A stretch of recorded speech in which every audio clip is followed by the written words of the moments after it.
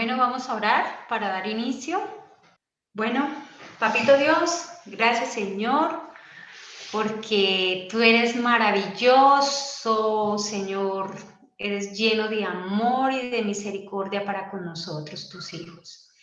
Gracias Señor, porque todas las cosas que nos pasan, Señor, obran para bien también para nosotros. Tú todo lo pones a bien para tu pueblo, Señor.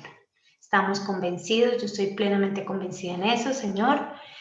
Sé muy bien también, y aquí un grupo de tus hijos también, de que tú venciste, mi querido Señor Jesucristo, en la cruz. Tú eres nuestro comandante en jefe, Señor. Tú diriges nuestro barco. Por más de que las olas y los vientos soplen, Señor, estamos confiados porque tú estás a cargo de nuestras vidas, de cada situación y de cada circunstancia, Señor. Por eso venimos a ti a reconocerte como nuestro Creador, nuestro Redentor y también nuestro sustentador.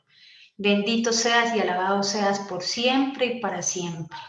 Gracias, Señor, te pedimos por favor que en este momento nos perdonen nuestros pecados. Queremos continuar con este estudio tan maravilloso que hemos tenido, Señor, y que vamos a continuar con tu ayuda, Señor. Con tu ayuda y con la guía de tu Santo Espíritu y tus santos ángeles custodiándonos. Reprendemos toda hueste maligna que se atreva a levantarse en contra de nosotros en el nombre de Jesucristo. Sean reprendidos, Señor, y amonestados seriamente. En caso de que se resistan, Señor, puedan ir al abismo hasta tu pronta venida. También, Padre, queremos humildemente pedirte que nos dé de tu Santo Espíritu, que nos acompañes. Queremos tener tanta discernimiento y sabiduría, Señor, para poder entender esas grandes verdades. Si en algo, Señor, porque es de humano errar, nos equivocamos, de antemano pedimos perdón, pero queremos que seas tú quien nos guía y podamos volver a conducir las cosas conforme a tu voluntad. Ponemos en tus manos a este grupo maravilloso, Señor, a tus hijos, nosotros aquí presentes, humillados ante tu presencia, y que esta tarde sea una tarde maravillosa, sin contratiempos y sin problemas, Señor. Detenga los vientos, y en el nombre de Jesucristo también te pido por la salud de Mila. Tú sabes que es un tesorito que tú me lo has dado, y bueno, está en tus manos, Señor, confiada plenamente en que tú me la proteges y me la guardarás. Quédate con nosotros, danos de tu Santo Espíritu, en el nombre del Señor Jesucristo. Amén.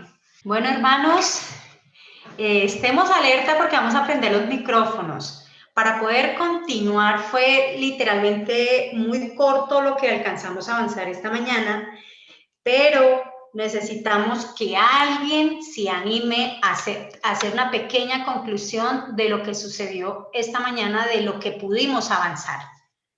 No nos dé temor, hagámosle, estuvimos ahí, cómo podemos dar las conclusiones para poder seguir avanzando, porque solo tocamos 3 puntos y fue larguísimo e impresionante, pero podemos dar pequeñas conclusiones, no todo, pero así vamos armando entre varios. Bueno, conclusión. ¿Me arriesgo? ¿Quién iba a hablar? Leo, bueno. Ay, Leito, hágale y yo la apoyo con otra partecita. Bueno, dale. Pues nos referimos a Daniel 7:25, donde habla de los 1260 días o 1260 años, y eso arranca desde 1538, donde impera el papado, y es donde se le da todo el apoyo pues al papado para que éste tenga gran poder. Y también vimos en Génesis 1:14, nos referimos a que el Señor se va a mover siempre por las estaciones y por las fiestas. Bueno, esas dos cosas me acuerdo. Y bueno, ya, eso, así, no sé. Bueno, y yo le puedo agregar ahí, Leito, Ajá, que esa profecía de 1260 años comenzó en el año 538 de Jesucristo y sí, terminó en 1798, ¿cierto? ajá, Y sí, en Daniel encontramos algo donde dice que hablará palabras contra el Altísimo y a los santos del Altísimo quebrantará y pensará en cambiar los tiempos y la ley y serán entregados en su mano hasta tiempo y tiempos y medio tiempos. También hablaba algo de las 42 meses y los 1260 días, que es lo mismo, ¿cierto? 1260 días, ¿cierto? Bueno, otra partecita se habló también ahí, se mostró acerca de que en los países de Europa, ¿sí? Em, digamos, el papado le quiso cerrar la puerta, digamos, a la Biblia, ¿no? Que ellos empezaron a atacar mucho la Biblia y a los hijos de Dios. Los países que me quedaron fue Inglaterra, Francia, Alemania y, bueno, no recuerdo el otro. eh, Francia, sí, donde fue la Sí, Revolución Francesa, sí. así es, donde fue la Revolución Francesa. Bueno, Es, ¿qué es más? el, es el país más ateo y Sí, ahí fue donde se inició pues el ateísmo, por decirlo así. claro. El freno del Espíritu de Dios le fue quitado al pueblo, ¿sí? Que había despreciado, pues, digamos, este don, ¿no? Este don de su gracia, de conocer esta verdad. ¿Qué más? ¿Qué más podemos decir? Bueno, eh, hablamos de los dos testigos, ¿cierto? De los dos testigos, son los dos olivos y los dos candeleros que están en pie delante del Dios de la tierra, ¿sí? Sí. Hablamos de esa partecita. ¿Qué más hablamos, Leito? No, pues eso en Pues, resumidas cuentas, porque había que leer todo el capítulo 16 y sí. ahí se nos aclaraban algunas cosas. También que esta guerra que se hizo en Francia contra la Biblia durante tantos siglos, dice que llegó pues a su mayor grado, ¿no? En los días de la Revolución. Dice que Roma, mejor dicho, quiso exterminar, quiso exterminar la Biblia y que toda esta gente de la asamblea dieron, pues, digámoslo así, un grito de victoria y bailaban y danzaban porque pues habían obtenido esa parte, ¿sí? Esa parte de que pues no se enseñara más nada acerca de las Sagradas Escrituras. Esto fue parte de esa supremacía papal, ¿no? ¿Qué más hablamos? De la santa ciudad, ¿no? Cuando el ángel del Señor dijo que hollarán la santa ciudad, 42 meses. Dijo el ángel, y daré autoridad a mis dos testigos, los cuales profetizarán 1260 días, vestidos de sacos. Y cuando haya acabado de dar su testimonio, la bestia, ¿no? Que sube del abismo hará guerra contra ellos y prevalecerá contra ellos y los matará. Hablaba también de que los cuerpos de estos profetas yacerán en la plaza de la gran ciudad, ¿no? Que pues simbólicamente era Sodoma y Egipto. También se habló sobre eso. ¿Qué más leímos? Bueno, y otra persona que nos apoye. ¿Quién más nos puede apoyar? Muy bien, pero sí necesitamos escuchar quién más está conectado. Está Patti, está Jessie, bueno, Leito ya habló, Bueno, por yo lo que YouTube. pude ver, Elcira, pues yo lo que puedo retomar es, ¿me están escuchando? sí te estamos escuchando. Sí, señora. Es que hubo un paralelo, ¿no? Entre el capítulo 16 del conflicto de los siglos y el capítulo 11 de Apocalipsis, ¿no? Donde habla de los dos testigos. Entonces, pues que el capítulo 16 habla acerca de la Revolución Francesa y pues obviamente habla de esta época también cuando se inicia el poder papal, porque ya estaba este imperio, pero su poder lo adquiere en el 538, como le decía la hermana Lucy, cuando ellos comienzan la supresión de la Biblia y ocultan la palabra del Señor. Entonces, pues el capítulo 16 habla... ¿Aló? Entonces, ay, a ver, me desconcentré. Entonces, ¿qué pasa? Que el papado oculta la palabra del Señor, más ellos predican, que son los dos testigos, el Antiguo y Nuevo Testamento. Y pues con dificultad, ¿no? Entonces en varios países de Europa, como Inglaterra, Alemania, en otros, se presenta el ateísmo y una revolución e insurrección contra la palabra del Señor, contra la ley, pero el país en que más se marcó este ateísmo y toda esta insurrección fue Francia, eh, que pues allí hubo, bueno, mucha persecución a los profetas del Señor y fue el país, y todavía es un país muy ateo, donde, bueno, allí las grandes, dice que la nata de la, del país se deleitaba en los sacrificios que hacían a los siervos del Señor, ¿no?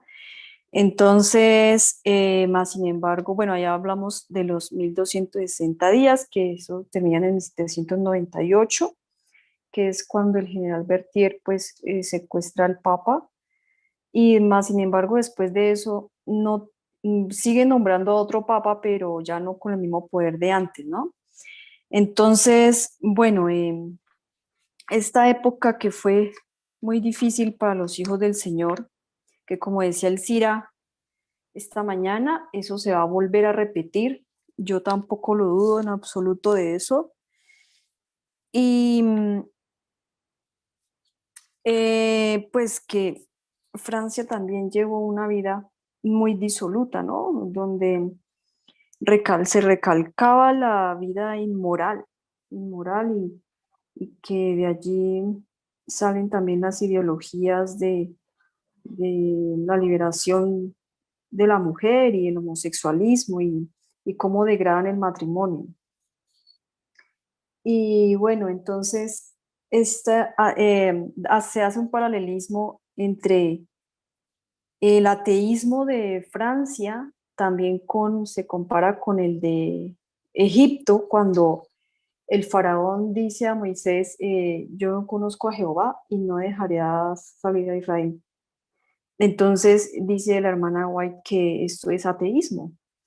Y también cuando Francia en su constitución, digámoslo, declara ante una asamblea de que ellos dicen no hay Dios, ¿sí? Entonces es un paralelismo, un sinónimo, digámoslo, de Egipto. Y también se compara con Sodoma en cuanto a su vida inmoral, ¿no? Todo lo del libertinaje, la inmoralidad que reinó y que aún todavía hay allí. Entonces, eso es, pues estamos haciendo el paralelo, ¿no? Con el capítulo 11 de Apocalipsis. Y bueno, donde dice también en partes que los protestantes eran considerados como fuera de la ley. Y me ponía yo a pensar que precisamente así nos va a ocurrir a nosotros. Pequeños ejemplos. El que no se quiera vacunar, entonces no va a tener la protección del Estado, porque yo sospecho que a ese punto vamos a llegar. Entonces vamos a estar desprotegidos de la ley. El que no quiera cumplir todos los mandatos del Estado, lo que ellos indiquen que están pues también haciendo la voluntad del enemigo, ¿no? con toda esta pandemia y con todo lo que está sucediendo. Y bueno, pues eso es así pequeñas cosas de lo que yo recuerdo que hablamos esta mañana. Muchas gracias. Yo no sé, yo veo que, pues, o sea, estuvo bueno el tema esta mañana porque las veo bien. No sé, Tommy, qué observación encuentra. Y Jessie, yo de verdad los veo bien, qué bendición, pues que uno se siente retroalimentado para la honra y gloria de Dios para poder continuar. Esperemos que los de Amén. YouTube también. Gracias a Dios. Creo que están tomando nota, si no estoy mal. Y Yo están por lo menos estoy agregando Sí. mis apuntes mucho. Para la honra y gloria de Dios, hermanos. Así debemos ser. Un Amén. ejemplo ante el mundo. Para honra y Sí, gloria se de me di nuestro Dios. cuenta que están llevando, yo no los llevé, pero los voy a llevar, los apuntes.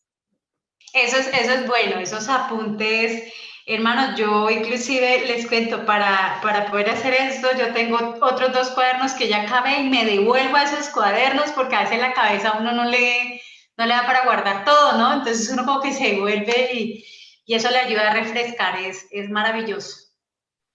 No, y que es chévere también escuchar lo que recuerdan y los apuntes de los demás hermanos, porque uno agrega de uno detalles y cosas que no entendió o no alcanzó o olvidó anotar. Entonces es muy bonito eso. Sí, así es. Bueno, yo quiero agregar algo. Siento que el Señor desea que hagamos un ejercicio y lo vamos a hacer ahora después de esto. Hay un punto que queremos también que tengamos en cuenta en 1798, llamémoslo así, es como el surgimiento de Estados Unidos de América. O sea, ya como nación, ya empieza como a ponerse como más firme, ¿sí? Como tierra gloriosa, donde Dios necesariamente recuerde. Voy a hacer un paralelo ahorita, aquí en este tiempo podía ya trabajar con un pueblo, el Señor necesitaba un pueblo en el cual él poder trabajar y empezar a entregarles aquellas verdades que Satanás había enterrado.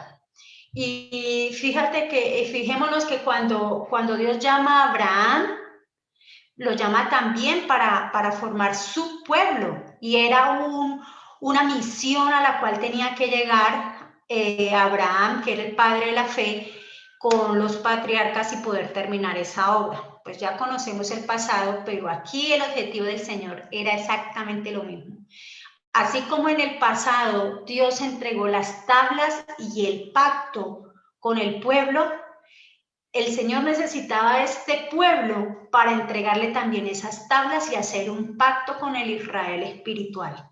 Es aquí donde prácticamente comienza con el mensaje del primer ángel. Más adelante vamos a seguir viendo cómo esto el Señor empieza a llevarlo a cabo y cómo uno empieza a palparlo literalmente, como él trabajó con el pueblo de Israel antaño, lo mismo empezó a hacer con el pueblo de Israel, llamemos en la tierra gloriosa, ahorita que somos nosotros. Y pues como todos sabemos, no se llegó a la tierra prometida, pues por eso ustedes y yo estamos aquí en el desierto. Pero el plan del Señor es que con este pueblo van a llegar a la Canaán celestial.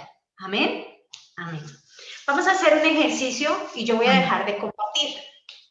Todo lo que ustedes han hecho, vamos a ir ahorita que Tommy nos ayude con Apocalipsis 11 y vamos a ir leyendo, y todo lo que ustedes dijeron en cada versículo vamos a ubicarlo. Entonces, en este versículo se ubica tal, lo que estudiamos se ubica tal, ejemplo, que los cadáveres, que Francia, que los 2 testigos, ¿sí? Vamos a empezar y vamos a ir desmenuzando para que Tommy, que tiene también otra idea sobre los 2 testigos, nos pueda también mostrar su idea. No vamos a desecharla, y de ahí el Señor nos podrá dar más información. Entonces vamos a hacer ese tipo de actividad, vamos a cerrar y le pedimos el favor a Tommy. Ok, Apocalipsis 11. Ok, un segundito, aquí cuadro. Un segundito. Cuadramos aquí. Ok, aquí está. Que se vea grandecito. Bien, ahí está. Entonces, leemos, vamos versículo por versículo. ¿No? Toby, sí, vamos versículo por versículo. Ok. Y antes de que iniciemos, ¿quiénes quieren participar leyendo para que sepamos y organicemos de una vez? Yo, Pati, ¿quién más? Lucy, Leo. Doris, si no se va al internet, yo también les colaboro. Doris, muy bien, qué bueno, qué bueno. ¿Quién más? Leonor. Leito, ya te nombré. Ah, Está de tercera y Doris quedó de cuarta. No sé quién más. Pronto Jessie. Sí, yo. Listo. 5, entonces vamos. Y la idea es decir lo que no entendamos. Yo la verdad, profundidad, no he ido a este tema, pero sentí que el Señor dijo, vámonos ahí y pues aprovechar los que ya han ido adelante y con la ayuda del Señor que nos guíe. Ok, entonces iría primero la hermana Leonor. Primer versículo, por favor. Hermana Leonor, señora madre. Apocalipsis 11. Me fue dada una caña de medir, semejante a una vara, y alguien dijo, levántate y mide el templo de Dios y el altar, y a los que en él adoran. Pero excluye el patio que está afuera. Solo el uno, madre. Ah, Vamos versículo por versículo. Bueno, vemos que aquí aparecen como varias palabras, a ver qué podemos entender. La caña, vara, medir, Templo de Dios y el templo altar. de Dios, el altar y a los que adoran en él. Podemos ir desglosando y Tommy pues nos puede ir colaborando también, ¿cierto? Ayuda al Señor, sí. Vamos a ver. Bueno. Hermanas, participen lo que se les venga a la mente con la ayuda y guía del Señor y ahí vamos indagando, vamos mirando. Este Apocalipsis 11 es impresionante. A ver. Como pues yo veo que dice una caña y una vara para medir el templo de Dios. Creo que como que se refiere al juicio investigador de lo que sucedió en 1844.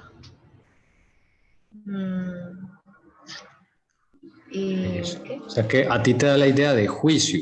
Sí, el juicio investigador. No, de pronto no lo apliquemos ahorita, digamos, a una cierta fecha, sino primero, bueno, no quiero sesgar, sino que uno primero lo que hace, o el método que usaba Guillermo Miller, que el Señor le enseñó, es primero mire qué ideas le dan las cosas sin aplicar a fechas ni nada, ni eventos, ¿sí?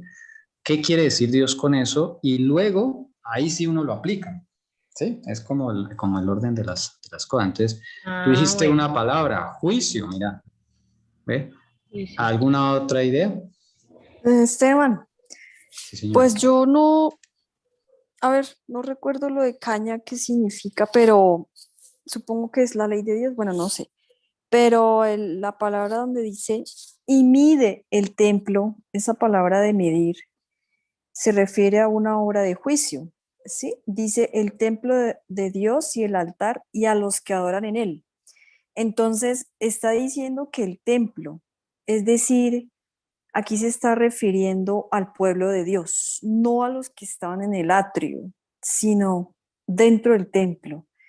Entonces es como una obra de juicio, como como el ojo de Dios viendo nuestros caracteres, ¿no? Lo veo así. Los que lo están siguiendo al Señor Jesús allá en el lugar santísimo. Eso yo entiendo que es. No sé si esté mal, usted me corrige. No, el Señor nos corrige. Bueno, Yo tengo una pregunta. La vara también, pues, hace referencia a la vara que llevaba Moisés siempre, esa vara quería decir como que él tenía una misión. No me acuerdo de esa, bueno, esa vara. Quiero La hacer vara es que un reverdeció. que acá dice, mide el templo de Dios y también separa y luego dice, y el altar a los que en él adoran. Y a los que den el adoran. Sí, es Entonces verdad, yo hay lo que dosis. veo en el momento es como si hubiese dos grupos. Ok, interesante. La Sí, hermana porque Doris tiene una la pregunta. conjunción y, perdón, Tommy, Sí, significa que señora, son siga. dos diferentes, ¿no? O sea que el templo de Dios y el altar es otro, y a los que en él adoran, o sea, son diferentes. La conjunción y los hace ver que son diferentes Va a cosas o medir grupos. varias cosas. Sí. Interesante. Hermana Doris, su pregunta.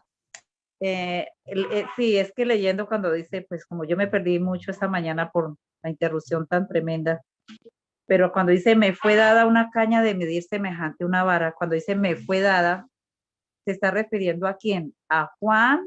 ¿A Jesucristo? ¿A un ángel? Yo ahí sí no entiendo. Quisiera, por favor, que sí me No pueden lo hemos aclarar. visto, de hecho, no lo hemos visto. Todos Ah, ya. estamos viendo. Sí, leímos fue una aplicación. Sí, muy Ah, buena bueno, pregunta, muy buena pregunta. gracias. La respuesta pues está en el anterior capítulo porque recuerden que la Biblia no estaba dividida en capítulos, ¿sí? Entonces vamos a ver a quién le dieron esa caña a medir. Es simplemente devolverse acá lo último de, uy, perdón, me devolví, fue otro, al Apocalipsis 10, los últimos versículos y ahí uno ya como que coge contexto. Acá dicen el 11, y me dijeron, debes profetizar otra vez acerca de muchos pueblos, naciones, lenguas y reyes. ¿Ya sabemos quién? Luego el 10 dice, el anterior, tomé el librito de la mano del ángel y lo devoré y fue en mi boca dulce como la miel y cuando lo comí me amargó las entrañas. ¿Quién está hablando ahí? Juan. Exacto, listo. Ahí está. Gracias, Tommy. Bien. Bueno, hermanos, bueno, ¿no? Ustedes, el Señor Jesús está haciendo una gran labor en todos nosotros porque me place mucho me alegro mucho cuando participan y todo esto. Hermanos, yo solamente doy textos para corroborar lo que ustedes han dicho. Por ejemplo, tengo uno en Isaías 28:17. Isaías 28:17. Pongámoslo Entonces, acá. para que seamos un poco pacientes y todos vamos apuntando los que deseen. Ojalá Gracias. sean todos. Isaías 28:17. A ver, voy a poner otro.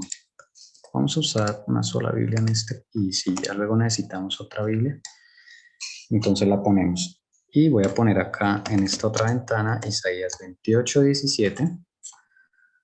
Y acá va a aparecer el cordel, nos va a explicar qué es el cordel de medir o la vara de medir, es lo mismo. Dice acá, pondré el juicio por medida y la justicia por nivel. El granizo barrerá el refugio de la mentira y las aguas cubrirán el escondite. ¿Ok? Aquí aparece la palabra en la Reina Valera, en este caso, dice una palabra mucho mejor. Dice ajustaré el juicio a cordel. Vamos a mirar la Reina Valera. En este caso es mejor acá. Dice, ajustaré el juicio a cordel. Aquí está. Esta es la misma caña que le dieron a Juan. ¿Ok? Es la misma. Solo que acá en el Antiguo Testamento lo traducen cordel, pero eso se usaba para tomar medidas. ¿Ok? Y a nivel la justicia. Este nivel es lo que usan en la construcción, el CIRA, esas cosas que usan en topografía y cuando van a levantar edificios para... Este nivel es para que no quede torcida las cosas, sino queden a plomo. Y Eso. aparte de eso se le da un nivel para empezar, llamemos el nivel 250, nivel 00, para darle los pisos, pero también el nivel equivale a eso. Perfecto, mira, ahí está. ¿Sí ven? Entonces son elementos que si no se usan, pues las cosas van a quedar mal. Y esto lo usa el Señor como una figura para relacionarla con su juicio, porque los juicios de Jehová son exactos, son justos, son perfectos, nivelados. A cada uno se le da lo que le corresponde. ¿Okay? Entonces, podemos estar seguros y confiados, por más terribles que nos parezcan las cosas, de que cuando Jehová hace juicio, es lo que se merece cada uno, punto. Entonces no se ponga uno a llorar, que, ay, ¿por qué murieron tantos niños? ¿Por qué murió esto? No, hermanos. Ya tenemos que empezar a cambiar esa mentalidad, ¿sí? Empezar a alabar a Jehová por sus justos juicios. Esto es fe, esto es confiar en Él, ¿sí? Que Él no va a darle más a unos, menos a otros, no. Cada uno lo que se merece. Si en nuestra vida han pasado cosas malas, cosas buenas, o sea, Él ha hecho sus juicios también a nivel personal, hermanos. Y muchas veces, claro, sus juicios no son porque Él es el juez del universo, pero también recuerden la misericordia, es para llamar al arrepentimiento, ¿sí? Entonces Él no va a aplicar un castigo tal de que la gente quede desesperanzada y ya no piense en Dios, no. Él aplica cierta medida tal que la gente vaya al arrepentimiento. Esa medida la sabe perfectamente, por eso se ilustra acá con un cordel o un nivel de esos que se usan para hacer construcciones, porque sin eso las cosas no salen bien. Entonces, eso es lo que podría, digamos, aportar para corroborar lo que ustedes han dicho. Esteban. Es algo que quiero hablar ahí referente al nivel. ¿Te puedes devolver, por favor, un momento? El nivel en el otro. Sí, ahí está. Dice, y a nivel la justicia. O sea, cuando algo queda a nivel, no se rebosa, no queda menos, queda exacto. Y por eso el juicio le pertenece al Señor. Me encanta eso. Buenísimo ese texto, sí es verdad. Hermana Pati, también es una pregunta. Sí, Esteban, que te iba a preguntar, o sea que esa caña es el cordel. Sí, la misma palabra aquí, cordel. Ah. Cordel o caña, cuando veamos eso, se refiere a juicio de Jehová, que es justo. Es que en el tiempo de antes prácticamente se medía era con un cordel o con una caña, o sea, hagamos de cuenta como con un hilo. Y de ahí era donde ellos le ponían un estándar a lo que equivalía, llamémoslo hoy, a 1 metro, 2 metros, y así empezaban ellos a medir. Codos, cada caña era un codo. Hacían una caña de lo que medían el codo, y eso es lo que llaman codos. Es como el metro de hoy en día, ese aparatico que sale así, que está enrollado y no sale para medir, es eso. Ese es el cordel de esa época, lo que está diciendo la hermana Elsie. Bueno, eso es el que, hermana Pati, listo, cordel, listo. Bueno, seguimos, yo creo que interesante esto. Sí, seguimos. Ah, bueno, entonces mira que están midiendo qué cosa. Ahí está, que lo otro que dijeron es bien interesante. Mide, es una cuestión curiosa porque le dicen a Juan, ve y mira, o sea, ve y mide. ¿Sí? O sea, aquí lo ponen a participar del juicio, interesante. Porque es que algún día nosotros también vamos a participar de juicio. O sea, nos van a decir, nos van a mostrar, mire, que lo que Dios hizo es exactamente lo que se necesitaba. Es perfecto su juicio. Y acá ponen a Juan a participar de eso. Y entonces ahí aparecen, claro, ¿a quiénes van a medir? Primero el templo de Dios, al santuario. Luego dice, también mide el altar. Y luego dice, y a los que en él adoran. La pregunta ahí sería, ¿de cuál altar están hablando? Para primero ir al templo, preguntan el templo, ¿quiénes eran los únicos que entraban dentro del templo? Al parecer empiezan los juicios escalonados por jerarquía de acuerdo a las funciones que Dios les había dejado, ¿no? Sí, el sumo sacerdote y los sacerdotes. O sea, que ahí están quiénes. Hoy están en día quiénes, los grandes líderes. Los ministros. Pero hay que empezar de arriba. Claro que sí, sí, desde arriba, sí. Y mira, Dios lo muestra en ese texto, me parece a mí. Claro, sí. Y mira que mirando acá en la Biblia de estudio, quiero aportar lo siguiente. Dice así, El gran juicio se ha estado llevando a cabo y desde hace algún tiempo ahora el Señor dice, mide el templo y a los que adoran en él. Mientras recorréis las calles haciendo vuestros negocios, recordad que Dios os está midiendo.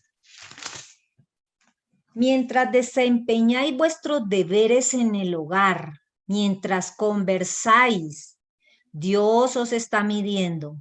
Recordad que vuestras palabras y acciones están siendo fotografiadas en los libros del cielo, así como el artista reproduce el rostro en la placa pulida. Esta es la obra que se lleva a cabo. Medir el templo y a los que adoran en él para ver quiénes permanecen firmes en el último día. Los que permanezcan firmes tendrán una cómoda entrada en el reino de nuestro Señor y Salvador Jesucristo. Cuando hagamos nuestra obra, recordemos que hay uno que está observando el espíritu con que lo estamos haciendo. ¿No haremos que el Señor nos acompañe en nuestra vida cotidiana, en nuestra obra secular y en nuestros deberes domésticos? Entonces debemos abandonar en el nombre de Dios todo lo que no es necesario, todas las murmuraciones y visitas inútiles y presentarnos como siervos del Dios viviente. Uy, Dios mío, qué duro, ¿cierto? ¡Ja! Y ya, esto está en Apocalipsis 11, abajito, como tengo la Biblia de estudio, entonces está ahí abajito de Apocalipsis 11. Sí, creo que es un texto del Espíritu Profecía, si mal no estoy. Sí, uy, Dios Gracias, mío. hermana Lucy. Hay una pregunta en YouTube, quiero compartirla, hermanos, para no antes se nos olvide. Dice la hermana Denise Peláez, ¿y la maldición hasta la tercera y cuarta generación, cómo se explica? ¿Sería un castigo o es un castigo? Pregunta ella.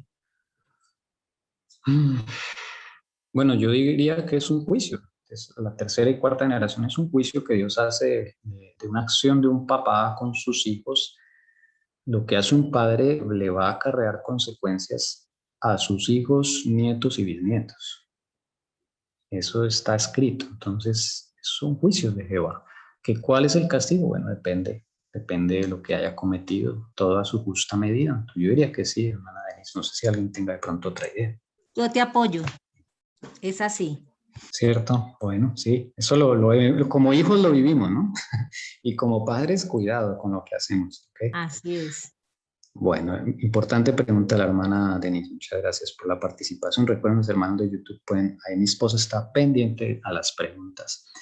Bueno, entonces, ¿a quién está midiendo Juan? Entonces, allí hablaron de grupos, ¿no? Los que están en el templo, los que sirven en el templo, claro, los líderes son los primeros. O yo diría también los que han recibido más luz, porque esto se puede ver en diferentes ángulos, ¿no? Porque los que han recibido más luz tienen más responsabilidad y son los primeros que van a ser juzgados. Y dice Ezequiel, capítulo 9, que el juicio comienza por la casa de Dios. Empieza por mi santuario, si no estoy mal, dice en Ezequiel, en esa tremenda profecía de juicio. Entonces, bueno, traía que se me viene. Tengo un aporte respecto a esa medición, que es un templo muy espiritual, pues algo muy espiritual. Me voy al mensaje a la iglesia de Filadelfia, ¿no? La iglesia a la que el Señor nos invita a ser. Y dice que en el capítulo 3 de Apocalipsis, versículo 12, dice: al que venciere lloraré columna en el templo de Dios y nunca más saldré de allí. Entonces, ¿cómo lo veo yo? Para hacer columna, obviamente esto es espiritual, esto es simbólico, pero para hacer columna, todas las columnas tienen que tener una medida. Entonces, en el momento en que el Señor también hace esa medida al carácter, todos tienen que cumplir pues esa medida que nuestro Señor Jesús y el Padre necesitan, bueno, y piden para poder entrar en el reino de los cielos, ¿no? Entonces, eso es lo que yo entiendo también relacionado con este versículo 12 del capítulo 3 de Apocalipsis del mensaje a la iglesia de Filadelfia. Interesante. Bueno, yo veo aquí también, hermana Cira. Sí, quiero dar solo un aporte referente a lo que tú dijiste. Y yo meditando en lo que sucedió cuando Aarón quedó con el pueblo y Moisés fue a encontrarse con el Señor para recibir la ley, la responsabilidad fuerte era Aarón, era un líder.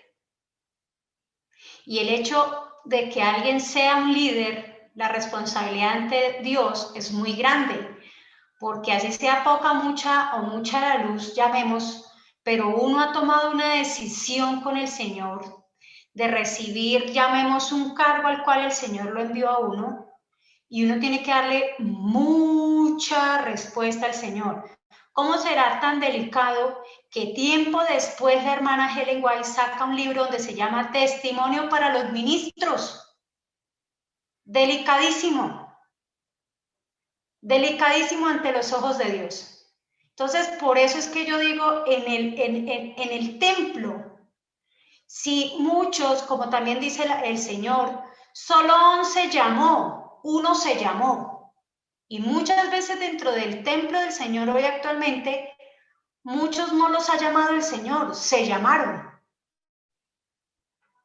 E independiente de que jugaron, llamemos, no quisieron recibir toda la luz, pero jugaron con un llamado y tienen que darle cuenta a Dios. Por eso Dios se toma la molestia, lo digo yo, en darle la luz a la hermana Helen White en escribir testimonios para los ministros.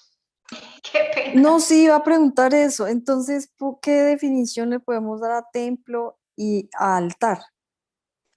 Templo es el santuario. Eso es, parece una explicación que se refiere al santuario. Sí, para definirlo bien y que quede claro. Entonces, es el templo, digamos, donde están registrados todas nuestras vidas, como compartió la hermana Lucy, es allá donde está todo en nuestras vidas. Y allá O es donde sea, están es adorando. los donde están los dos compartimentos, el Santísimo y el Santo. Está preguntando. ¿Cómo? Sí. En esto hay unas, de pronto, Elcira, de pronto nos ayudas aquí a definir esto, porque hay una cuestión acá en la palabra.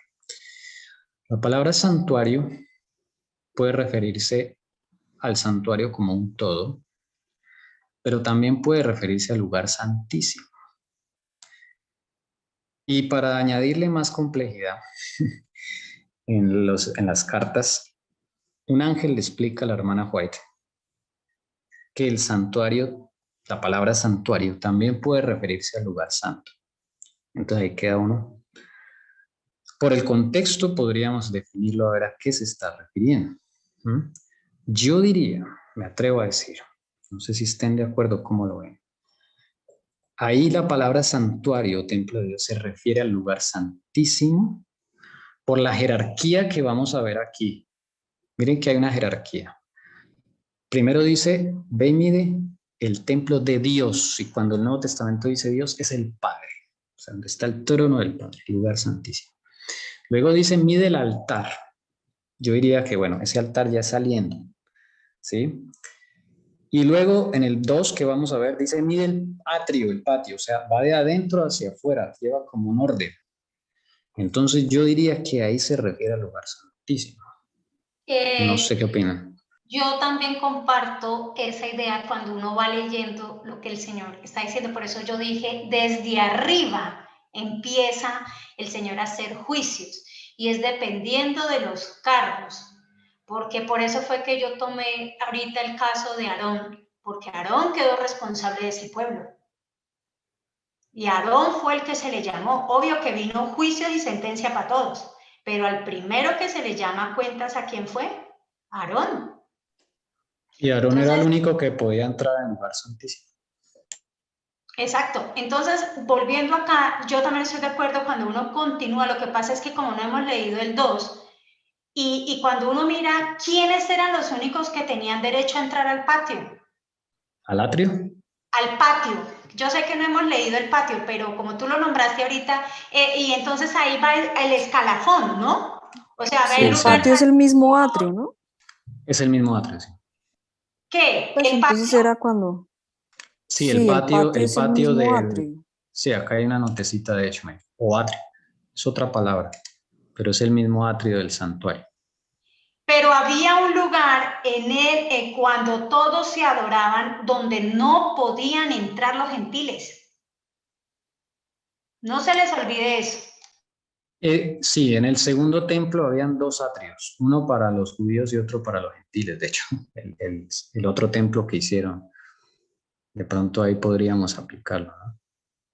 A eso es a lo que voy, porque cuando ya el Señor empieza a separar y cuando uno sigue leyendo, o sea, yo sé que apenas estamos iniciando, pero cuando uno sigue leyendo, uno entiende los grupos del Señor que empieza a hablar, ¿no? Ahí a cuando el Señor viene y sucede lo que sucede, que le da llamemos, desecha al pueblo como organización, digamos como sí, yo le digo organización como en el tiempo de antes, y entra la salvación para los gentiles. ¿Pero por qué? Porque el pueblo primero desechó a Jesucristo.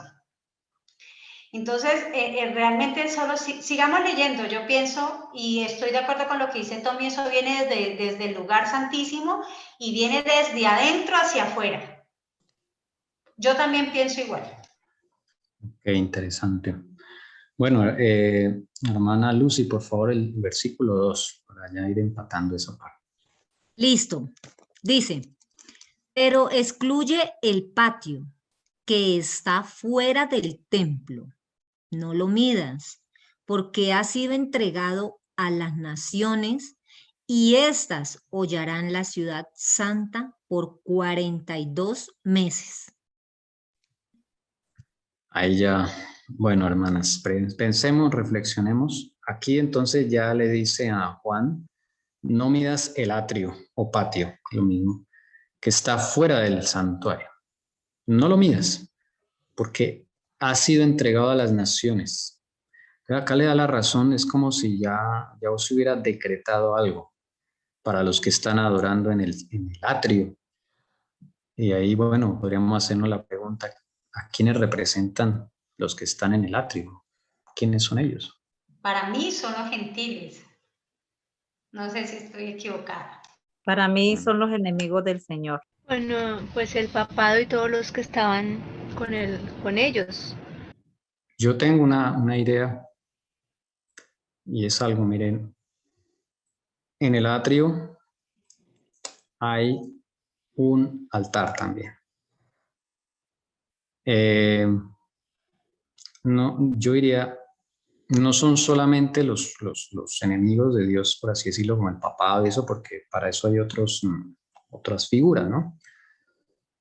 Es algo interesante porque él está hablando de los que son profesos adoradores. Y hay unos que están adorando en el atrio, que no han querido entrar a las verdades que trae el santuario. Además dice que no lo midas porque ha sido entregado a esas naciones. Y dice, y van a hollar la santa ciudad por 42 meses. Desde luego el papado está acá y los adoradores que están allí, porque el papado no entra al lugar santísimo, no entra al lugar santo. Sus doctrinas, podríamos decirlo, están fundamentadas en lo que hay fuera del santuario y lo que hay en el atrio. Ellos, digamos, reconocen el sacrificio de Cristo. Los evangélicos también. El mundo protestante reconoce el sacrificio de Cristo. La resurrección, ahí está, la resurrección está simbolizada por el altar, la fuente de bronce. Pero llegan hasta ahí. Ellos, sus verdades, sus doctrinas, ya sean verdades o falsas, llegan hasta ahí. Pero hay otros que han entrado al templo. Y dice, bueno, no quiero aplicar nada, pero es esa idea la que tengo, no sé de pronto si hay que desecharla o está muy loca. De pronto leamos un poquito de lo que dice aquí la hermana Helen White, quizás nos ayude, ¿les parece? Voy a leer qué dice aquí. Los 42 meses y los 2060 días designan el mismo plazo, o sea, el mismo tiempo durante el cual la Iglesia de Cristo iba a sufrir bajo la opresión ¿de quién? De Roma. Los 1260 años de dominio temporal del Papa comienza en el 538. Es curioso que los que persiguen son profesos creyentes. Es que es eso. Es como, o sea, yo voy a dar como la parte, no sé si eso esté bien, pero yo digo, mira, en el templo es como si había que medirlo porque había que darles ya el tiempo a ellos, ¿sí? O sea, pero luego no podían darle el mismo tiempo de juicio al que estaba en el templo como los que estaban en el patio. Entonces a ellos se les daban un tiempo que llamemos, habían conocido la verdad, pero tenían que mostrarse quiénes eran ellos, ¿no? Como se les dio el tiempo al pueblo judío. Y Sí, prácticamente de la misma familia fueron los que vinieron atacando al pueblo de Dios, lo que va a suceder al final. sí, eso es lo que veo, que los que están en el patio es que no están fuera de todo el complejo del templo, no están afuera total. Solamente llegan hasta un punto. En su experiencia con Cristo llegan a un punto y ahí se quedaron y rechazaron la luz que Dios les dio. Sí, entonces, de alguna manera, estamos hablando aquí de gente que conoce o profesa ser religioso, ¿no? Tanto los que van a ser hollados como los que van a perseguir, tanto perseguidos como perseguidores. Además, también cuando uno ve que, o sea, cuentan la historia, que si mataban 20 se convertían 50, o sea, es porque todavía no podía haber un juicio, porque de ahí de los mártires vendrían los que todavía no habían conocido y tenían el tiempo de decidir. Sí, era como una semilla, dice el conflicto de los siglos, que se regaba y ¡boom!, brotaban más cristianos, esos mártires. Esta es la aplicación que tenemos en el conflicto del pasado. No sé si ya nos metemos con qué aplicación podría tener en el futuro, ¿no? Pero, pues si puedes, podemos ir mirando, o sea, mirando esa parte, no, como la idea no es avanzar como a lo loco. Tengo una pregunta. bueno, Pati. Bueno, si dice, pero excluye el patio que está fuera del templo, no lo midas, porque ha sido entregado a las naciones. Bueno, el patio no. Estamos estudiando que los que están en el templo, ¿no? Los van a medir. Entonces, decimos que son los líderes. Entonces, en este caso, ¿dónde está ahí el pueblo de Dios? Que adoran en el altar. O sea, que está dentro también del lugar donde están los líderes. Sí, doctrinalmente nos metimos al santuario, la gente que ha Sí. recibido la justificación por la fe, la reforma por salud. O sea, en este momento, el que sigue al Señor Jesucristo debe estar en el lugar santísimo. Exacto. ¿Sí? Exacto. Ajá. Entonces, entonces ahí entramos, digamos, por ejemplo, nosotros estamos en ese grupo, también igual al mismo nivel que están los líderes, los ministros, los pastores, bueno. Ese altar es el altar de incienso que está entre el lugar santo y santísimo. Es como la puerta del lugar santísimo para nosotros espiritualmente hablando, porque recuerden que las oraciones llegan a través del altar de incienso. Y es ahí Jesucristo donde, digamos, la reciben. Y es curioso este altar de incienso que aparece en todo Apocalipsis, porque es el único medio, digamos, de conexión de la iglesia del cielo con la iglesia en la tierra, a través de la fe, las oraciones de los santos. Entonces aquí está representado aquellos que están clamando allí, delante de Dios, ¿no? Y de su Hijo Jesucristo, que está recibiendo esas oraciones. Entonces ahí está el pueblo. Yo no diría solamente el adventista, sino los que han aceptado o los que están viviendo la experiencia de las grandes verdades que hay en el lugar santísimo. Porque yo puedo profesar, creer en ellas, pero no vivirlas. ¿Sí? Yo puedo profesar. Por ejemplo, en el lugar santísimo, ¿qué doctrinas hay? ¿Qué luz hay? ¿Qué ha dado el Señor ahí? Lo que está dentro del arca. Reforma pro salud, ahí está el maná. El carácter, el desarrollo del carácter, justificación por la fe, ahí está la vara de Aarón. ¿Sí? La ley de Dios en su verdadero sentido. Entonces los que están allá, que han aceptado estas cosas, que las viven, las tratan de vivir con la lucha y todo con el Señor Jesús, yo diría que son esos.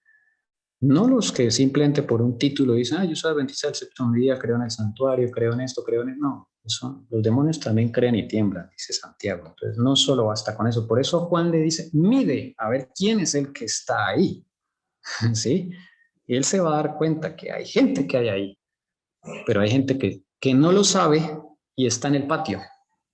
y se va a convertir en perseguidora, tristemente. Yo quiero otra vez, qué pena ser como molesta en eso, pero es que estoy como analizando lo que hablan y más lo que dice acá, que dice, no lo midas porque ha sido entregado a quienes, a las naciones. Y aquí en el conflicto de los siglos dice, o sea, no lo midas, ¿sí? ¿Dónde es que están los 42? No lo midas porque ha sido entregados. Y estas hollarán la ciudad santa por 42 meses. Entonces, cuando uno lee acá, dice, o sea, el tiempo durante el cual, o sea, los 42 meses, el tiempo durante el cual la iglesia de Cristo iba a sufrir bajo la opresión ¿de quién? De Roma. Por eso no se podían emitir juicios ahí porque se les iba a dar ese tiempo, como dice la hermana Helen Guayaquil, del 538 y debía terminar en 1798. Ahí es donde se ubica esta profecía. Por eso a ellos no se les podía todavía, porque dentro de esas naciones iba a haber pueblo del Señor. Sí, esa es la aplicación de esa época, ¿no? Ahora la pregunta es, ¿será que esto se va a volver a repetir? O sea, ¿tendrá una aplicación o simplemente lo dejamos en el pasado? Pues sí tiene aplicación, pero bueno, yo pienso, aunque yo te dije que pudieras tener la aplicación ahorita, pero sí, más bien esperamos poder entender esta aplicación para luego ir a la otra aplicación. Que diga el pueblo, hablen hermanas. Sí, que diga el pueblo. Pues, hermanito, yo pienso que es mejor que para que nos quede bien claro, ir así como despacito, ¿cierto? Primero esa primera aplicación para que la entendamos bien y podamos entender la que sigue entonces. Ok, ¿alguna opinión más? Hermanas, apoyan, como dicen en la iglesia, ¿quién apoya? Perdón, Porque ¿cuál es la pregunta? que si quieren escuchar o quieren de una vez mirar las dos aplicaciones, la del pasado y la posiblemente futura que vamos a ver en esta profecía, o solo nos limitamos a la antigua, a la aplicación del pasado, quiero decir, y luego veremos cuando el Señor lo decida No, o sea, lo que yo digo es terminar de entender esta y tan pronto se termine como de leerla, empezamos de una vez con el futuro. Sí, yo también estoy de acuerdo con eso. Es mejor primero entender bien Apocalipsis 11, o sea, como está ahí, así como dice el Cira, me parece mejor. Ok, También estoy de acuerdo. ok, listo. Es que recuerde que hay mucha información y como tú mismo has dicho varias veces, de pronto meternos tanta comida no se dice. Ok, entonces nos vamos a limitar solamente a lo que se aplicó esta profecía, listo. En el pasado que ya... Seguimos en el futuro, o sea, inmediatamente después. Sí. Bueno, el Cira da el go ahí, porque es que yo estoy también razonando en lo que viene, entonces si ya ustedes dicen eso, listo, yo me olvido de eso y me limito solamente al conflicto de los siglos, que es donde está la explicación de todo Apocalipsis 11. Listo, hermano. Pero olvidarse parcialmente, no es olvidarse. Por eso, su merced me dirá cuando Listo, si hay algo hay que meter. Tratemos de entender esto. Sigamos para poder entender, porque sí hay muchas, si tú te pones a mirar, apenas vamos en el segundo versículo y ahí, por eso es que la idea es, tengan el conflicto de los siglos abiertos y vamos mirando porque Dios a través de la hermana Helen White también nos ayuda a explicar. ¿Listo? Bueno, entonces acá vamos a recopilar. Acá el Señor va a dar un juicio y le dice a Juan, mira el juicio que se va a dar, ¿ok? Esto no ha pasado todavía en la época de Juan, desde luego. Entonces, él explica y le dice, mide a los que están en el santuario, lugar santísimo en este caso. Mira y mide a los que están adorando en el altar, su pueblo. Por eso no especifica en qué altar, ¿sí? Si yo digo altar de incienso, eso entonces me lleva al lugar santo. Pero recuerden que el altar de incienso también va a aplicar para el lugar santísimo. Entonces, no nos vamos a meter en lugar santísimo porque en esa época Jesús no está en el lugar.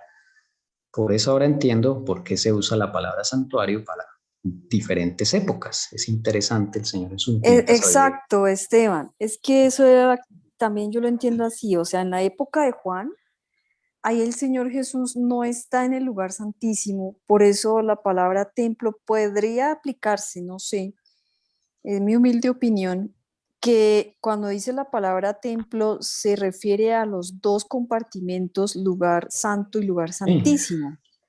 Sí, por lo que Eso lo lo está dice, viendo sí, desde verdad. eso lo dice la Biblia del Espíritu y Profecía. Y Eso por lo lo dice. tanto ahí también está el pueblo de Dios, que en esa época Mm, estaba todavía en el lugar santo, ¿no? Solo en perfecto. 1844, cuando Jesús pasa al lugar santísimo, es que su pueblo también pasa con él, los que están con él, pues. Ujú, interesante, sí. Ahí está el lugar santo, los que adoran el altar, y dice, no midas el patio, porque los que están en el patio, en el atrio, ha sido entregado a las naciones, y éstas hollarán la ciudad santa, es decir, la iglesia, por 42 meses, que son 1260 años, del 538 a 1798. No sé qué más hay ahí por extraer. ¿Alguna pregunta? Seguimos con el 3. Sí, yo me perdí lo que dijo Seguimos. Pati, pero sí, sigamos. Lo que dijo Patti es que la palabra santuario o templo se refiere al lugar santo, pero también al lugar santísimo. ¿Por qué? Porque los que estaban en esta época, todavía Jesús no está en el lugar santísimo. Entonces acá no podemos hablar del lugar santísimo en ese sentido, de que el pueblo no estaba adorando en el lugar santísimo, sino en el lugar santo, pero otros estaban en el atrio. Entonces acá hay dos grupos. En la época del oscurantismo, estos 1260 años. Esos son los dos grupos. Perdón, Tommy, pero entonces Jesús estaba sí ministrando en el santo, ¿cierto? Sí, ¿O no? ¿Sí? sí señora, claro, en el santo. Ah, bueno. Todo esto la señora Juez lo está aplicando al siglo XVIII. Y esto, Jesús todavía no ha pasado al lugar santísimo en el siglo XVIII. Siglo XVIII es desde 1700 a 1800. Entonces ahí no está todavía el Señor Jesús en el lugar santísimo. Ellos todavía no conocen esas verdades. Entonces por eso me inquieta y me alegra y me doy alabanza al Señor, porque Él deja esto así general, dice santuario, pudiéndose referir en una época al lugar santo, en otra al lugar santísimo. Solo lo deja así. Y dice Y altar, no especifica. Sí, señor. y también la frase donde dice, pero excluye el patio, pues en el patio no estaba el lugar santo. Entonces, eso me da a mí a creer que cuando menciona la palabra templo, él incluye en esa palabra templo, incluye también el lugar santo, porque dice, pero excluye el patio, ¿sí? Entonces, bueno, eso quería decir. Que está por fuera del templo. O sea, miren la palabra acá, templo, y miren la palabra templo acá. Mide el templo, en este caso es el lugar santo, es como si dijera, mide el lugar santo y en el altar, y a los que en él adoran, ¿sí? Pero no midas el atrio que está fuera del lugar santo. En el atrio hay dos muebles, el altar de holocausto, el altar de bronce, y la fuente de agua. Son los dos. Entonces, hay adoradores afuera y hay adoradores adentro. Los que están con Cristo están adentro en el lugar santo, por la fe. Y los que no, los que están persiguiendo, los que van a perseguir a los que están en el lugar santo, son los que están en el atrio, lo que vemos acá. Son la representación de todas las naciones, porque ellas van a hacer un sacrificio, ahí van a volver, bueno, no me adelanto, listo. Ok, 3, entonces sigue la hermana María Doris, por favor, hermana Doris, el 3. Bueno, con mucho gusto. Y otorgaré autoridad a mis 2 testigos y ellos profetizarán por 1260 días vestidos de silicio. Listo, hermanas, comentarios. Pues que ahí por eso Escarbemos. que todavía no era necesario medir el atrio, llamémoslo así, porque había sido entregado a las naciones, porque debía ser profetizado el antiguo y el nuevo para poder hacer juicios, porque de resto si no hay conocimiento de la palabra, si no ha sido difundida, ¿cómo el Señor va a hacer juicios? También interesante cómo están vestidos, ¿no? De silicio. Cuando estaban vestidos de silicio era porque había tristeza, ¿no? Había habido bastante muerte. Luto. De luto, exactamente. Por los mártires, ¿no? O sea, es una predicación bajo muerte. No es fácil. No como nos toca a nosotros ahorita, digamos. Gracias a Dios nadie nos está persiguiendo. Allá en esa época era con muerte. ¿Qué más vemos ahí, hermano? O sea, según lo que usted dice acá, entiendo que fueron todos aquellos cristianos que fueron perseguidos, que los pasaron por los más duros castigos hasta la muerte con ellos, en medio de esa persecución. ¿Sí? Claro, por eso del Antiguo y Nuevo Testamento simbólicamente están vestidos de cilicio. Vestidos de silicio era el vestido que usaban los que lloraban a sus muertos o cuando había alguna calamidad. Se vestían con unos, digamos, como con unos costales, conocemos allá en Colombia como de fique, así de esa forma, y se quitaban, se volvían, no se bañaban, se echaban, ¿cómo se llama eso? Ceniza en la cabeza. Eso era una señal de que estaban en aflicción por algún gran dolor, alguna gran pena. Entonces, un simbolismo que me dice que ahí hay muerte, ahí hay martirio, o sea, es una predicación difícil, como dice usted, hermana, y son los que vivieron esa persecución, ahí están todos. Ahora yo quiero, bueno, no sé si hay algo más allí, hermanos. Los dos testigos, según el conflicto de los siglos, ¿qué representan? Antiguo y Nuevo Testamento, tengo entendido. Sí, señora. Diría yo, o preguntaría, ¿solamente Antiguo y Nuevo Testamento o puede representar algo más? Puede representar más y yo me atrevo a decir otras cosas, pero pues no sé, yo tengo que profundizar la verdad. Pero igual manera el Antiguo y Nuevo Testamento son los dos Israel también. ¿Y qué va a suceder al fin del tiempo con los dos Israel? Pero bueno, eso no... Su merced se fue al futuro, mire, usted rompió la regla, hermano. Por eso, porque tú preguntaste que si representaba algo más, entonces yo dije, para mí representa eso, pero no para hablarlo ahorita, pero sí no, pues... para esa época, digamos, para esa época. Es que es interesante porque la hermana Joy también, disimuladamente diría yo, ella dice sí, el Antiguo y Nuevo Testamento, pero es que el Antiguo y Nuevo Testamento, ¿quién los predicó? O se predicaron solos, ellos empezaron a hablar solos. Salió una voz de la Biblia y empezó a hablarle a todo el pueblo. Los cristianos los que profetas. fueron perseguidos. Los cristianos perseguidos. A eso quería llegar. Sí. Y también el Señor llamó a Abraham para un pueblo porque era el que tenía que llevar el mensaje. ¿Los cristianos qué? No escuché. Los que predicaron, madre mía, los que predicaron el Antiguo y Nuevo Testamento. Los dos testigos no solamente son el Antiguo y Nuevo Testamento, sino también representan a los que lo van a predicar. Entonces ahí están los valdenses, los albingenses, los hugonotes, todos los pueblos de fieles protestantes que a costa de su vida predicaron el Antiguo y Nuevo Testamento. ¿Quedó más claro? Sí, señor. Yo veo también algo de la respuesta, está en el versículo 4, ¿no? Da como una explicación. 4, bueno, no hemos llegado allá. Sí, ahí dice que representan más cosas, mira, sí. Es interesante. Miren, hay un texto, es que se me fue exactamente dónde está en Isaías, sé que está en Isaías, donde dice, ustedes son mis testigos.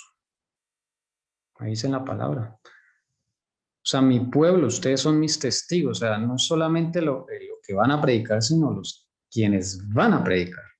Y tienen que predicar vestidos de luto. Muchas de esas personas, hermanos, predicaban y mataban a sus familiares, a sus hijos, a sus esposos, pero seguían predicando. Podemos ver ejemplos increíbles en el conflicto de los siglos. No sé si hay otro comentario, hermano, su pregunta, aporte. Ahí nuestra hermana Denise dice, ¿los libros de la vida? Pregunta ella. Ella dice, bueno, que tal vez los libros que escriben. Bueno, no sé cómo podría aplicar esto. Esteban, en Sí, Zacarías 4 habla de los dos olivos también. Entonces dice 4:11, por ejemplo, dice, hablé más y le dije, ¿qué significan estos dos olivos a la derecha del candelabro y a su izquierda? Hablé aún de nuevo y le dije, ¿qué significan las dos ramas de olivo Listo. por medio de Hermana los Pati, dos. hagamos una cosa. Léase primero el versículo 4 que no lo hemos leído y luego usted aporta eso. Es Ah, no, pero interesante. me adelanté Sí. porque todavía no hemos llegado al 4. Bueno, pero ya que está, lea el 4, ya que tocó Bueno, ese punto. dice, estos testigos son los 2 olivos y los 2 candeleros que están en pie delante del Dios de la tierra. ¿Sí? Sí. Entonces, pues bueno, sí, yo he escuchado que obviamente los 2 testigos también tienen otro significado, pero la verdad yo ahorita no me acuerdo. Eso lo estudié hace mucho tiempo. Pero en Sí. Zacarías 4, ahorita buscando, dice 4:11. Dice, hablé más y le dije, ¿qué significan estos 2 olivos a la derecha del candelabro y a su izquierda? Hablé aún de nuevo y le dije, ¿qué significan las 2 ramas de olivo que por medio de 2 tubos de oro vierten de sí aceite como oro? Y me respondió diciendo, ¿no sabes qué es esto? Y dije, Señor mío, no. Y él dijo, estos son los 2 ungidos que están delante del Señor de toda la tierra. O sea que son 2 ungidos. Bueno, yo asumo que también es el pueblo del Señor, pero... Interesante, ¿no? Sí, la hermana Pati ha tocado este texto de Zacarías, que es exactamente el mismo que está acá. O sea, que esos 2 testigos van a representar más cosas, ¿ven? Entonces, sí, es el Antiguo y Nuevo Testamento, esa es la base. También representa a los que lo van a predicar. Pero también dice acá, son los 2 olivos y los 2 candelabros que están delante del Señor de la tierra. ¿Qué puede representar eso? Esa pregunta pues me surge ahorita, porque no son entonces solamente los 2 olivos, los testigos. Hay una unión ahí, dice los 2 olivos y los 2 candelabros que están delante del Señor de la tierra. O sea, ¿qué representan esos 2 candelabros? Y o sea, ¿quiénes son esos testigos que están aquí bajo el nombre de 2 candelabros? No sabría. Y tienen el Espíritu Santo porque vierten aceite. Interesante, ¿no? No se acuerda las 10 vírgenes. ¿Qué será eso entonces, hermanos? Ideas. Eso está en el santuario, ¿no? Porque dice que hay 2 candelabros. El candelabro era un objeto que estaba en el lugar santo, normalmente en el santuario de Moisés, que el Señor le mandó a construir a Moisés. Había un candelabro. Y en el santuario de Salomón habían 10 candelabros, 5 a cada lado. Y acá dice 2 candelabros que están delante del Señor de la tierra. Interesante eso. ¿Dónde está ubicado eso? Y los 2 candelabros funcionaban con aceite, ¿no? Aceite de olivo. Hay una relación, ¿no? Ya si lo aplicamos a nivel espiritual, ¿qué podría ser, hermano? ¿No? Estoy recordando. Un estudio Sí. de eso, pero ahorita no lo tengo claro. Me toca buscarlo ahora. Sí, ese es. Entonces, profundo. Hay un texto de la hermana White que explica un poco de esto. Yo solo les cuento, hermanos. Tampoco creo tener todo eso claro, solo les cuento lo que tengo yo aquí de estudio, que he anotado. Hay un texto de la hermana White donde ella explica esto, de Zacarías que acabo de leer la hermana Patti, de esta parte de los 2 olivos, y ella ve en visión que esos, o sea, son reales, existen, no son figuras, ¿sí? Allá en el santuario de Moisés, todos los días se tenía que prender este candelabro y se usaba aceite de olivas machacadas que el pueblo hacía de la mejor calidad, entonces siempre tenía que haber combustible ahí. Desde luego esto es una representación de lo que debe haber en el cielo, entonces la hermana Juan vio en visión que allá el aceite es suplido por 2 impresionantes árboles de olivo, pero cosa impresionante, como los ve Zacarías allí, y hermosísimos, y de ellos están conectados con algún mecanismo, unos tubos, dice de Zacarías y de la hermana Juan, unos tubos que se conectan del árbol directamente al candelabro y el árbol les suple aceite continuamente. Entonces, esto es, por un lado, es real, no es simbólico, es literal, esto existe. Y estos dos olivos son administrados, por así decirlo, son guardados, son cuidados por dos querubines. Todo eso lo ve ella ya. Y ella dice que esos dos testigos también representan a dos poderosos querubines que Dios envió en esa época para ayudar a estas personas que tanto lo necesitaban. ¿Sí? Entonces son dos querubines. Y esto representa la influencia continua del Espíritu de Dios a su pueblo, que nunca se detiene para todo aquel que está allí en el altar, ¿no? Está conectado en el altar. Entonces, yo les cuento eso, hermanos, a ver si tengo aquí la cita para que pronto ustedes la miren. Ah, sí, me gustaría leer eso. Uno se lo imagina y es fantástico. Es fantástico, sí, es tremenda esa visión. Olivos, eso está en BAAN, que es. Mira, es que tengo aquí las siglas, porque eso tenía acá anotado en la Biblia, no, pues no cabe mucho, entonces le puedo poner el nombre completo, pero está en siglas, está BAAN, creo que es La Verdad Acerca de los Ángeles, sí. La Verdad Acerca de los Ángeles, página 154, párrafo 2. Ahí está. La Verdad Acerca de los Ángeles, página 154, párrafo 2. Esa es la cita que tengo por acá. También para corroborar lo que decimos de testigos, Apocalipsis 17:6, tengo aquí también anotado, pronto vamos a mirar, que también habla de mártires. Apocalipsis 17:6. Vi a la mujer ebria de la sangre de los santos y de la sangre de los mártires de Jesús. Y cuando la vi quedé asombrado con gran asombro. Ahí vemos también el martirio, sangre de los mártires. Que estos dos testigos también representan personas. También está la cita de Isaías, que se me olvidó, es donde dice, ustedes son mis dos testigos, perdón, ustedes son mis testigos, o sea, mi pueblo. Bueno, eso podría, digamos, decir, no quiero entrar más allá de lo que está revelado, ¿no? Estos dos candelabros... Yo quisiera hacer un aporte de ese versículo 4. Te saliste. Acá, ya. Donde dice, estos dos olivos y los dos candelabros que están delante del Señor de la tierra, esto también apoya lo que tú dijiste más arriba, cuando dijiste que en ese momento se encontraba el Señor en el lugar santo. Porque esos dos candelabros o el candelabro dentro del templo literalmente se encontraba al frente de la mesa de los panes de la proposición.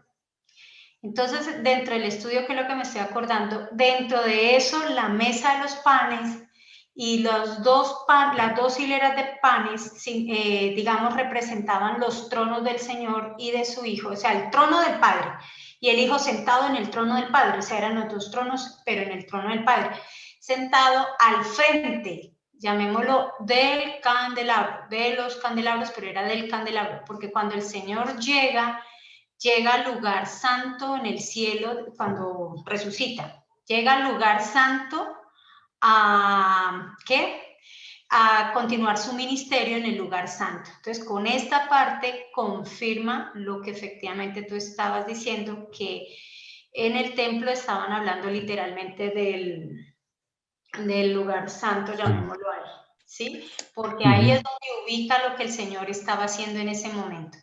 Referente a los olivos y los dos, me tocaría buscarlo porque no lo tengo, pero pues la idea es hacer esto para poder continuar con ese estudio y quedar claro todo esto. Sí. Bueno, yo estaba simplemente acá buscando para ilustrar lo que estás diciendo, para que de pronto, si hay alguno que no conoce acá el santuario, lo que hay por dentro del santuario. De aquí puede ser esta figurita, aquí para ilustrar un poquito más lo que estamos hablando. Sí, entonces el candelabro está muy pequeñito. Pero se ve, pero ahí se ve. ¿Se ve? Ah, bueno. Bueno, listo. Entonces aquí está el candelabro. Y al frente está lo que se llama la mesa de los panes de la proposición. Entonces, el candelabro, claro, esto en grande, imponente, majestuoso, lo ve Zacarías y lo ve la hermana White. Aquí a este lado, dos candelabros, ¿no? Dos candelabros. Y la hermana Alcira dice que en esa época el trono del Padre y del Hijo estaban acá al frente, en la mesa de los panes de la proposición. Y habíamos hablado que la mesa de los panes de la proposición también es un altar, como lo dice allí en Malaquías. Lo trata como altar. Si es un altar es porque ahí hay trono. Entonces el Señor, el Dios y Padre nuestro y el Señor Jesús estaban aquí. Y al frente está esos dos dos candelabros, y detrás de los candelabros hay dos árboles de olivo gigantes hermosos y hay dos querubines, uno a cada lado del árbol. Es como la distribución que había en esa época en el santuario. Seguimos con el 5, diría yo. Sigue la hermana Paola. Dice, y si alguno quiere hacerles daño, de su boca sale fuego y devora a sus enemigos. Así debe morir cualquiera que quisiera hacerles daño. Si alguno quiere hacerles daño a los testigos, Antiguo y Nuevo Testamento, los que lo predican, de su boca sale fuego y devora a sus enemigos. Así debe morir cualquiera que quisiera hacerles daño. ¿Qué sería esto, hermanos? Pues a mi mente viene cuando lo que ustedes explicaban esta mañana allá en Francia, ¿cierto? Ellos entraron en un periodo de oscurantismo, por decirlo así, cuando prohibieron la palabra de Dios. Y mire qué le sucedió a Francia hasta el tiempo de hoy. Pues quisieron acallar los dos testigos, que es la palabra de Dios, y mire las consecuencias que tuvieron, ¿no? Que me viene a la mente es. Estoy de acuerdo, hermano. Son las consecuencias. Todo aquel que persiga al pueblo de Dios tiene consecuencias. A cualquier nivel. Ya sea a nivel personal o a nivel de un país, de una organización. Que se meta con la palabra de Dios tiene su justo juicio, su retribución. Y Francia lo vivió en carne propia. Los que leímos el capítulo 16 del conflicto de los siglos, ahí la hermana White lo dice. Si ellas hubieran permitido la palabra, al menos hubieran sido lapsos como lo fueron otros países, dice ahí en el conflicto de los siglos, Francia hubiera sido una nación modelo, porque Dios le dio mucha bendición a Francia. Pues le dio muchas oportunidades con la palabra de Dios, pero ellos la rechazaron tanto, y es más, fueron los primeros que empezaron a encender hogueras, según lo dice el conflicto de los siglos. Fueron los primeros, como los que inauguraron la horrible costumbre de quemar a los mártires. Desde luego ellos no sentían nada porque el poder del cielo los cubría y no morían gritando como a veces el enemigo nos hace ver para que nos aterroricemos. No, ellos morían cantando himnos. Pero ese mismo fuego, dice acá, de la boca de esos dos testigos sale fuego, los juicios de Dios, y devora a sus enemigos. Tal vez no suceda al momentico, no suceda, dice el conflicto de los siglos en ese capítulo, pero llega. Por ejemplo, ahí dice un ejemplo, cuando asesinaron a los hugonotes, y los asesinaron de la manera más cruel y despiadada. El rey Carlos de Francia les había dado su palabra de que iban a ser salvaguardados. Ellos se acuestan a dormir tranquilos en sus casas y a la medianoche los sacan desnudos, los arrastran por las calles, hacen una matazón. Esta es la famosa matazón de San Bartolomé, la matanza de San Bartolomé. De eso hay películas. Es una cosa desastrosa y terrible. Y esa persecución fue inspirada por la mamá de Carlos. Como siempre hay una mujer detrás, malévola. Catalina de Medici se llama la señora, mala. Y ella fue la que mandó a matar a todos los hugonotes. Eso el Señor lo anotó. 300 años después vivieron las consecuencias por la Revolución Francesa. Sí, hermano, muy interesante eso. ¿Algo más? No, continuemos. 6. 6. Hermana Leonor. Estos tienen poder para cerrar el cielo a fin de que no llueva durante los días en que ellos profeticen, y tienen poder sobre las aguas para convertirlas en sangre, y para herir la tierra con toda suerte de plagas todas las veces que quieran. ¿Qué podemos extraer de ahí? Pues que poder sobre las aguas, pues poder sobre la muchedumbre, ¿no? Sí, O sea, claro. tiene todo el poder para matar y para acabar con todas las plagas, todas las veces que quieran. Más bien para acabar por medio de plagas, ¿cierto? ¿Quiénes son los que tienen este poder? Estos tienen poder, dice estos. ¿Quiénes? ¿A quiénes se ¿De refieren? quiénes? Esa es la pregunta. ¿De quién están hablando? Estos son los 2 olivos. Ah, Los 2 testigos. Ya. Los 2 testigos, 2 olivos, 2 candelabros, que están delante del Señor de toda la tierra, que también representan a los que predican el Antiguo Testamento. Si alguno quiere hacerles daño, ¿a quiénes? A los testigos. De su boca sale fuego y devora a sus enemigos. El 6 del que acabaste de leer, estos tienen poder. ¿Quiénes? Los testigos. Los testigos. ¿Para qué? Miren, cerrar el cielo, a fin de que no llueva. ¿Eso qué es? Hambrunas. Eso son plagas. Tommy, esa es la palabra del Señor, ¿no? Que la palabra del Señor tiene poder. Sí, la palabra del Señor, claro. Por ejemplo, Elías cuando pronunció la palabra que el Señor le dio, no llovió durante 3 años y medio. Sí, el testigo en ese momento era del Antiguo Testamento y el instrumento humano que iba a predicarlo era Elías. Y Elías con mucha fe le dijo al rey Acab, no va a llover. Y no llovió. No porque Elías tuviese un poder innato, ¿no?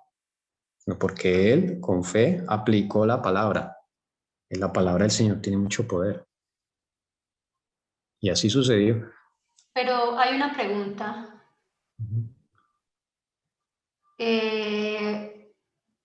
Bueno, no voy a decir lo que yo supongo, pero tiene poder para convertir las aguas en sangre y herir la tierra con plagas. Ubicándola en ese tiempo del 538 al 1798, ¿esto se cumplió? Muy buena pregunta. Hermanas, yo no sé, la verdad. No, ahorita no. Voy a meditar un poquito a ver. Sí, yo no sé. Hermanas, ¿a alguien de pronto se le ocurre algo antes de que el Cira de pronto nos comparta? No, mira, la idea es compartir, pero no que tengamos pero vamos a estudiar, ¿verdad? Esa es la idea. El Cira, tú preguntaste referente a lo que pasó en 1798, ¿cierto? Sí, estamos en el pasado, ¿no?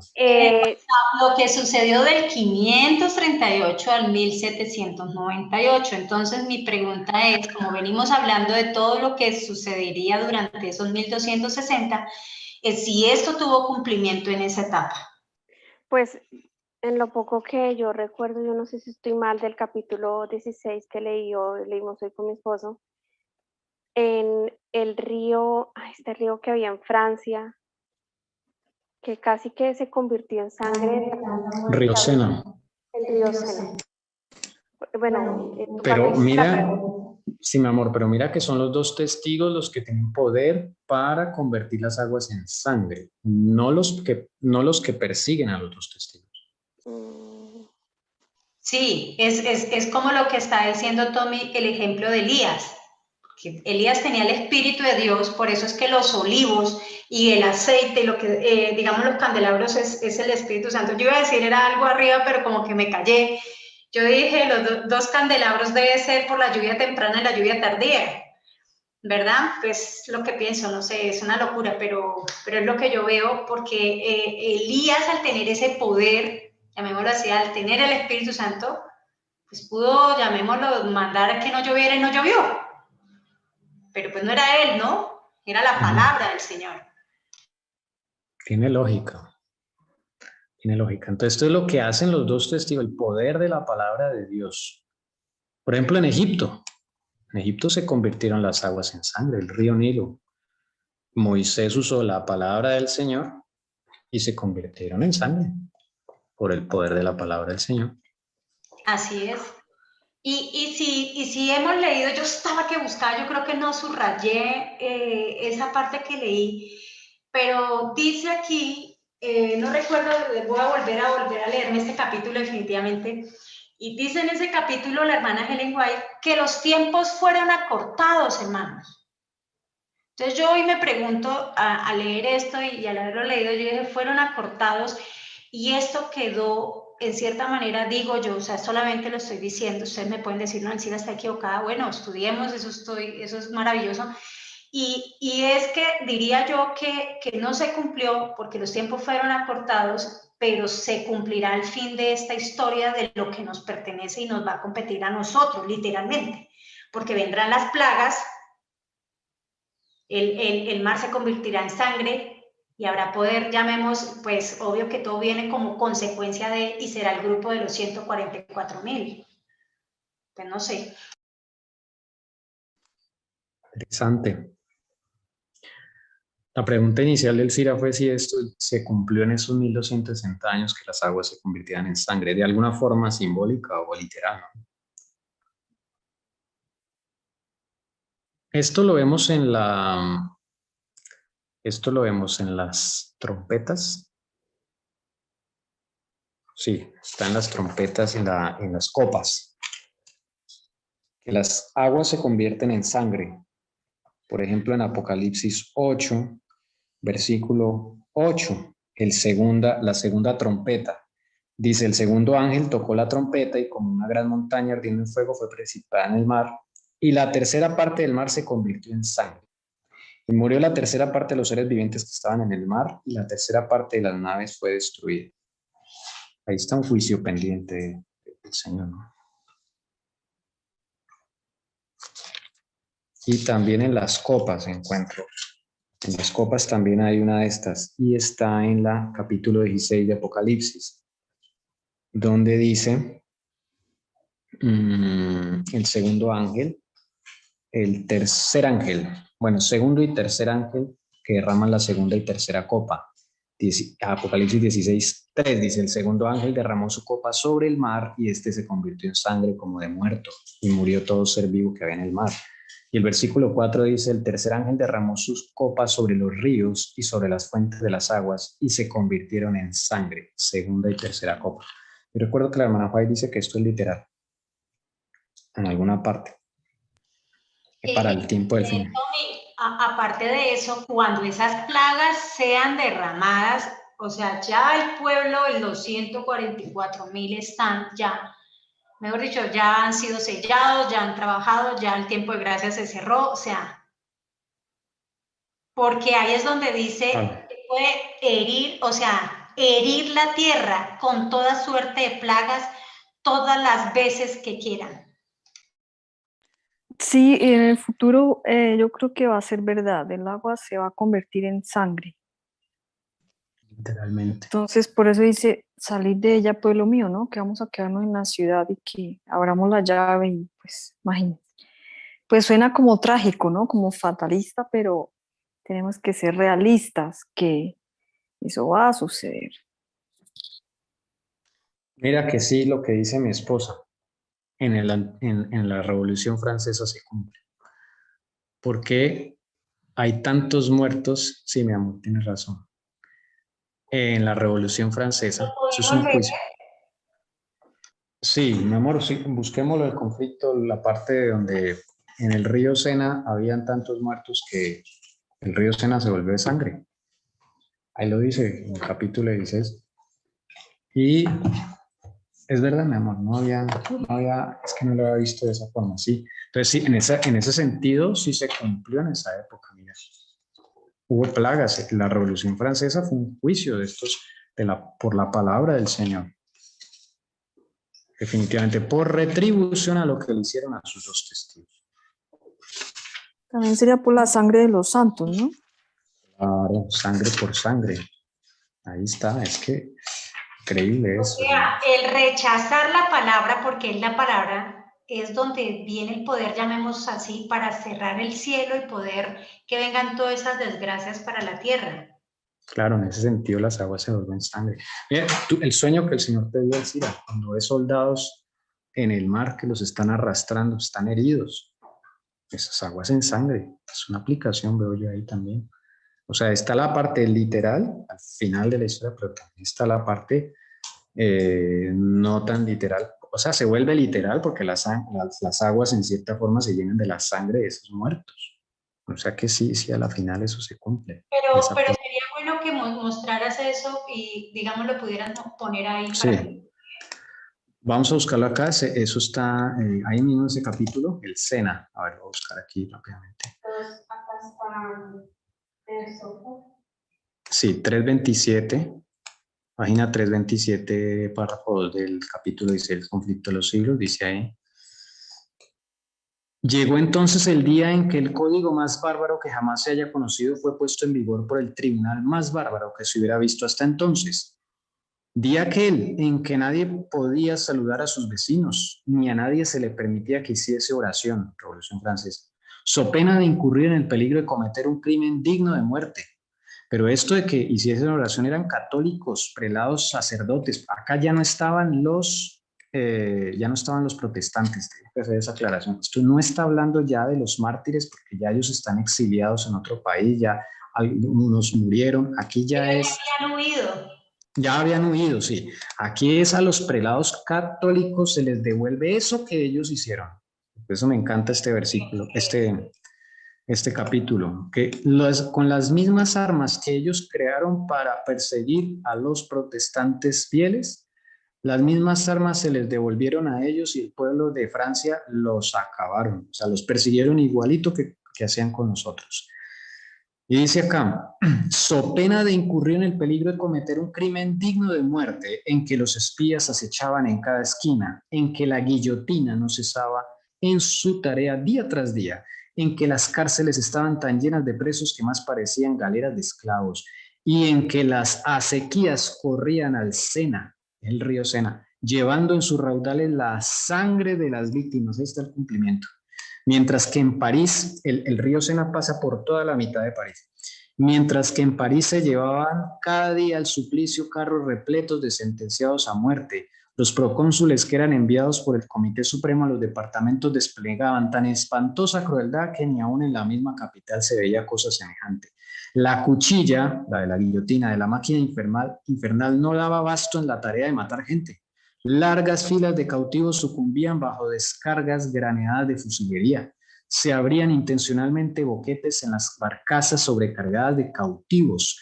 Lyon, que es una ciudad en Francia, se había convertido en desierto. En Arras, otra ciudad, ni aún se concedía a los presos la cruel misericordia de una muerte rápida. Por toda la ribera del Loira, y ahí estaban todos los sacerdotes, clero católico, monjes y monjas. Por toda la ribera del Loira, este es otro río que hay en Francia que pasa por Arras. Río abajo, desde Saumur al mar, se veían grandes bandadas de cuervos y milanos que devoraban los cadáveres desnudos que yacían unidos en abrazos horrendos y repugnantes. No se hacía cuartel ni a sexo ni a edad. El número de muchachos y doncellas menores de 17 años que fueron asesinados por orden de aquel execrable gobierno se cuenta por centenares. Pequeñuelos arrebatados del regazo de sus madres eran ensartados de pica en pica entre las filas jacobinas. En apenas 10 años que duró la Revolución Francesa, perecieron multitudes de seres humanos. Impresionante, hermanos. Creo que ahí está el cumplimiento, por si las dudas, ¿no? Y eso trajo como consecuencia plagas. Claro. Hambre, que dice acá, hambre y otras suerte de plagas, enfermedades. Bueno, no sé si terminamos, ya son las 6:05. ¿Qué dicen, hermanos? O hacemos número perfecto hasta el 7. Bueno, hasta el 7 y... un hito más. Para irnos también para meditar en la semana, porque este 7 es tremendo. Sigue, hermana Lucy, por favor. Listo. Dice, cuando hayan terminado de dar su testimonio, la bestia que sube del abismo hará guerra contra ellos. O sea, contra los dos testigos. Los vencerá y los matará. Pues primero, comprensión de lectura. Cuando hayan terminado de dar su testimonio, ¿quiénes? Los dos testigos, Antiguo y Nuevo Testamento, pero los que lo predican también. La bestia que sube del abismo. ¿Quién será esa bestia? Hará guerra contra ellos, los vencerá y los matará. Conflicto de los siglos. No. Ahí está el detalle. ¿Quién es esa bestia? Los que leyeron el capítulo 16 podrían saber quién es esa bestia del versículo 7. ¿Alguien? ¿De qué país está hablando ahí en el capítulo 16? ¿Cuál es el país ahí protagonista, por así decirlo?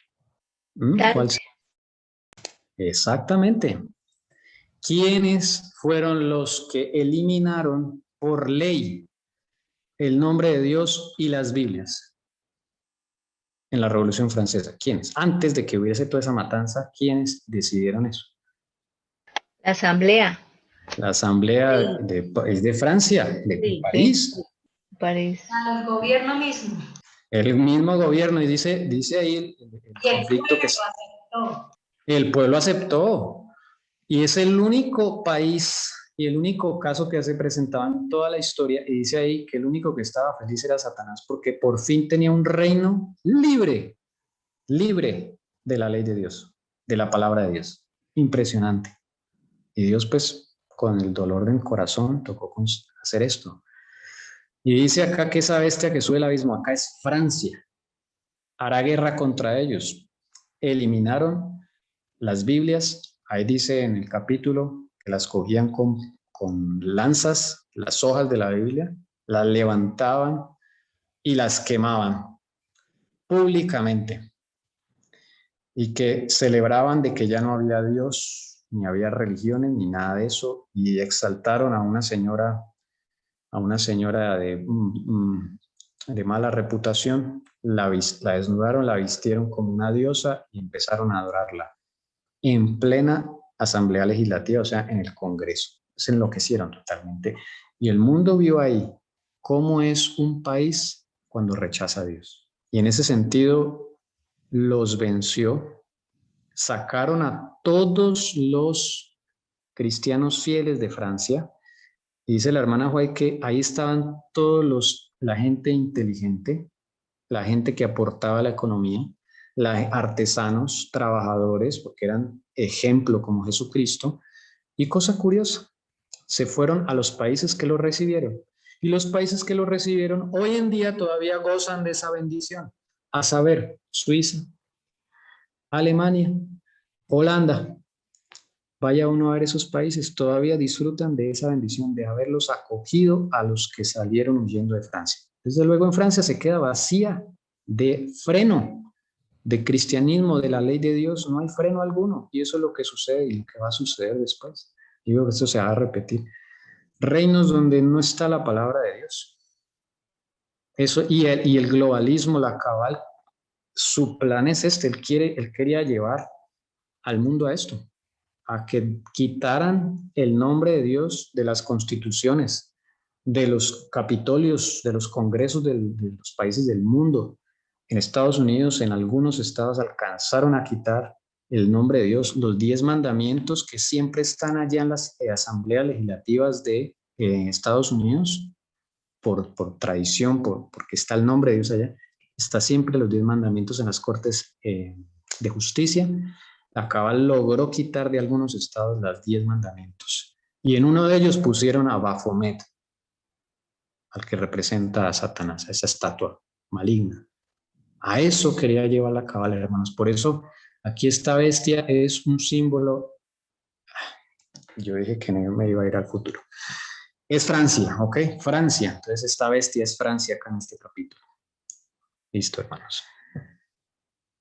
Creo que hasta ahí tengo que decir. Hasta acá terminamos, pero hermanos, continuamos esta lectura y los invitamos a leer el capítulo, a volverlo a releer para, digamos, dudas que de pronto quedaron de los versículos que hemos leído, poderlos aclarar y estar tranquilos y conformes.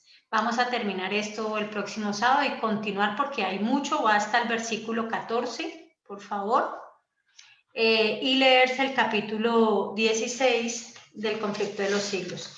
Y continuaremos con lo que venimos haciendo del cronograma, de la línea profética que estamos haciendo todavía.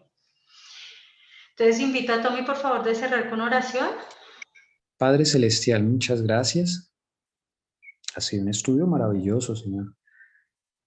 Tu amado Hijo Jesucristo nos ha guiado. A través de tu Santo Espíritu hemos podido aprender muchas cosas, escudriñar, aprender, repasar. En otros casos, Señor Jesús, yo te doy gracias por mis hermanas que les has dado, estás empezando a dar ese Espíritu Santo, Jesús, para el estudio. Y me siento muy feliz porque, Señor Jesús, nos estás dando un mismo espíritu, Jesús. Un mismo espíritu. Eso es alentador, tranquilizante también, porque bueno, Señor, tú nos estás conduciendo. Jesucristo, por favor, Señor, guárdanos en esta semana. Pon en nosotros el querer y el hacer. Que nos volvamos estudiantes modelos, cristianos modelos. Que tu nombre sea vindicado y el nombre del Padre ensalzado en el cielo, en el universo entero, al ver, Señor, este grupo tan juicioso, tan aplicado, haciendo su tareita diaria, escudriñándose contigo, Jesús, orando, estudiando. Jesucristo, gracias por este tiempo que nos das, este alargue de tiempito, antes de que vengan esos juicios, Señor Jesús, antes de que vengan las cosas más difíciles que ahorita vamos a tener que afrontar. Mi Salvador, por favor, ayúdanos, pon el querer y el hacer. Algunos a veces nos da pereza o algunas veces tenemos mucho trabajo o muchas cargas, Jesús, y no dedicamos tiempo a estudiar, Jesús, siquiera una media horita. Ayúdanos, por favor, a tener ese hábito, a formar ese hábito si no lo hemos formado. Ayúdanos, Jesucristo, a entender, mi Salvador, que debemos hacer estudio personal. Y, Señor, si este tema quieres que lo estudiemos, Señor, durante la semana, pon en nuestro corazón el estudiarlo, Jesús, y poder, ojalá, todos el próximo Shabbat venir a aportar todo lo que encontramos en los demás versículos que faltan. Señor Jesús, por favor, que tu bendición sea con cada uno de nosotros y nuestras familias. Y bueno, Señor, dejamos en tu altar también todas las peticiones que ya has tomado nota. Y estaremos seguros, Jesús, confiados que tú responderás según tu divina y santa voluntad, Señor Jesús. Que esta semana sea una semana de bendición, de victoria en Jesús. Y podamos no temer, sino seguir adelante. Pase lo que pase, Señor Jesucristo, danos esa fortaleza. Elevamos nuestra oración en el nombre bendito tuyo, Señor Jesús. Amén.